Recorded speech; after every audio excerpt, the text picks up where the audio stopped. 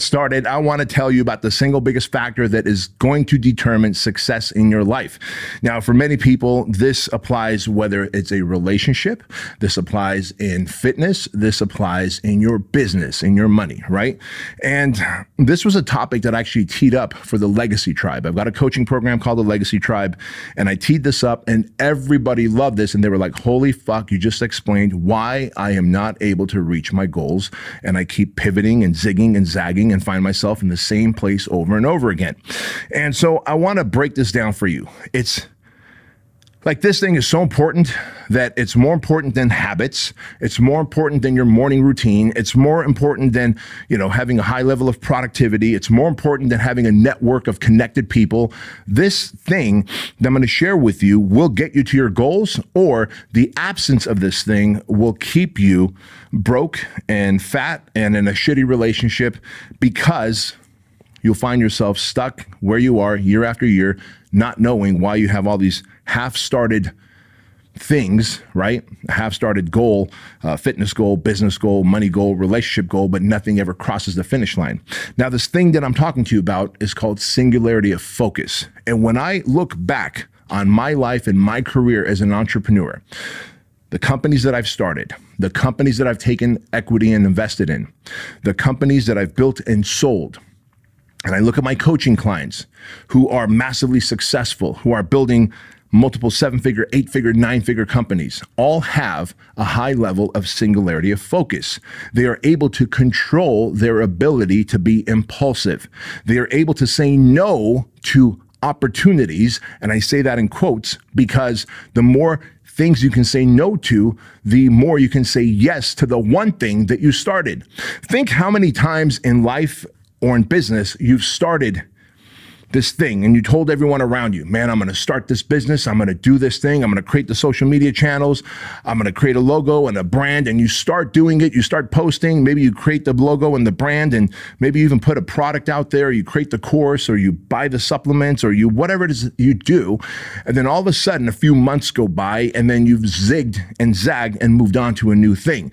The reason that happens is you are unable to stay focused on task. The reason you're unable to stay focused on task is because you have not developed the muscle of consistency and saying no to false opportunities. False opportunities are another way of saying the idea fairy. Now look, if you're a creative person like I am, if you're an entrepreneur, you're a person that sees problems in the world and you're like, I think I can solve it, that's a good thing. But if you're a creative person and you see problems in the world and you think you can solve it, the unfortunate thing is we keep coming up with many ideas as creative people.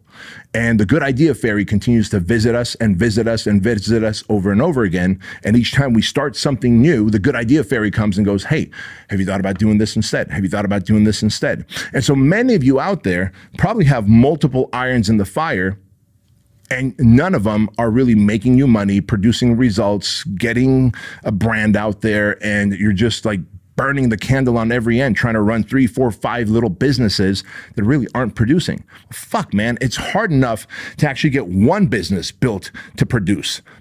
How in the world are you going to get multiple ideas to fruition? Now, you're probably going, well, B, that sounds pretty contradicting because you've got multiple companies. How do you do it? Yes, I've got multiple companies now, but when I started out, I had one company, right? I had my personal training businesses, my personal training studios, and I focused on that. I was the founder, I was the CEO, I was the head guy, and I delegated to my employees who ran my 5 gyms, right? And I made sure I ran the marketing, I ran the sales, I ran the teams, I ran the processes. I had many ideas during that era in the early 2000s, late 90s, early 2000s. Many ideas came to me, but I had the ability to say no to all those ideas so I could say yes to the one thing, Premier Results, right? And that's how I built and sold my gyms in the beginning. Years later, as Fit Body Bootcamp came to be, I knew once again that if I'm going to build this international fitness franchise, and this franchise is going to be out there serving humanity, and we're going to have hundreds of franchise locations worldwide, then I need to have, again, singularity of focus. And so by this point, I was able to build a leadership team, right? And when you build a leadership team, now you can show your vision to the leader, make sure you've got the right leader in place, person who has bought into your vision, person who has a high level of focus and consistency and a high level of discipline to execute on the things that you want them to. And you can task that leader to continue to build your business with you, right? And as the business got bigger, I was able to hire a full-time CEO, Bryce Henson. And as I hired Bryce Henson, I was then able to create my other companies, right? Because now I can delegate Fit Body Bootcamp to Bryce, and he knows the vision, he knows the mission, he knows the day-to-day actions he needs to take, and then I can go on and create True Lean. I can go on and invest in Fuel Hunt.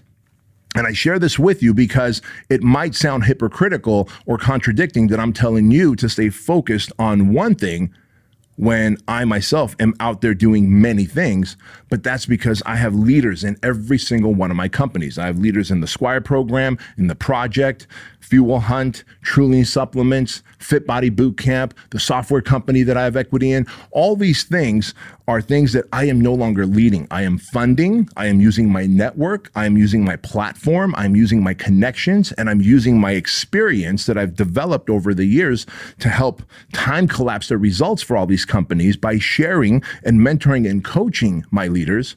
But I'm not in the trenches anymore. But if you're still in the trenches, my friend, you need massive singularity of focus. You have to be an expert at saying no to all the things that don't matter, that are going to deviate you from this one thing.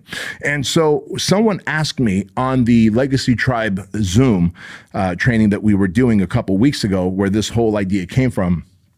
They said, well, how do I develop singularity of focus? Like, what's the thing I got to do? I said, well, it's simple.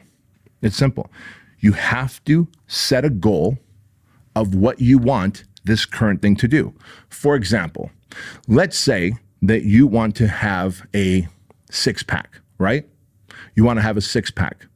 Well, if you don't have a six-pack now and you have a gut and you're overweight, you find yourself in a position where you're eating shitty foods, you don't really understand your macros, you're working out haphazardly, you have no consistency in terms of your training, what's the best thing you can do?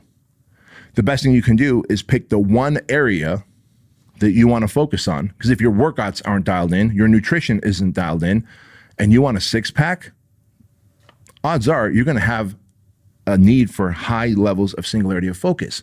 Well, how does that happen?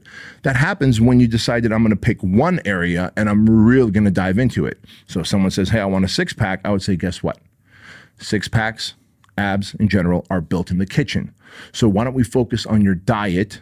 Just keep working out the way you're working out, haphazardly, whatever, inconsistently, and let's dial in your macros, what goes into your pie hole, because if we can control the amount of protein, carbs, and fats that you eat, so that we can start burning off more fat, we can retain as much muscle as possible, your abs will over time appear, right?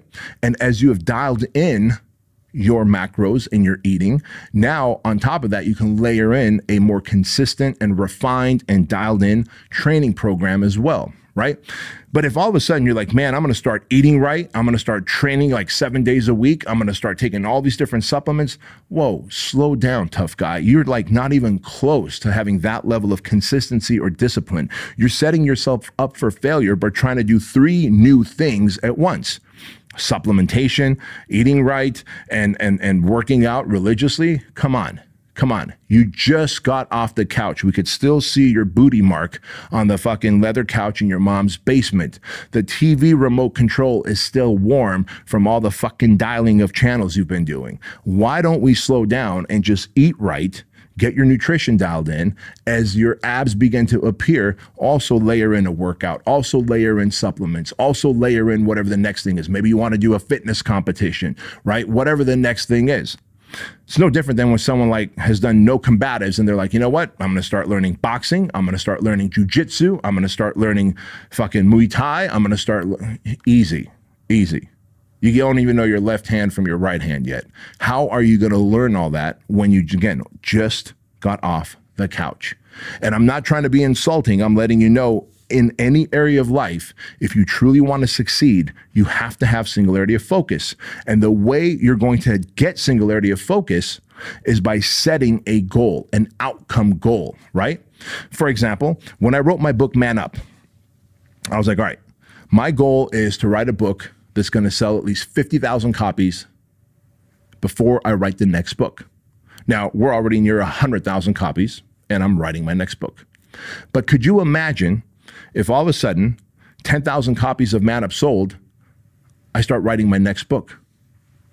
Look, it's fun to write a book. It's fun to create the chapter outlines. It's fun to start searching for a publisher. It's fun to do all those things. You know what's not fun? Trying to market and sell and promote your book. It's not fun. It's not sexy. You get a lot of rejection. But that is the thing I got to do. And so I set out to sell 50,000 copies of my book as quickly as I can to make it an international bestseller, Wall Street Journal bestseller, so that I can give myself permission to write my next book. Same with all of my companies. I set a goal and I say, I'm going to focus on that goal once that goal is achieved. And it's a goal that is quantifiable and a goal that is reachable in a certain amount of time, assuming that me and my team stay focused on it, right? So I'll set the goal, we'll do the work, and if we reach that goal, then I'll plug in a leader, and then I'll move on to the next business or product or service that I'm going to start.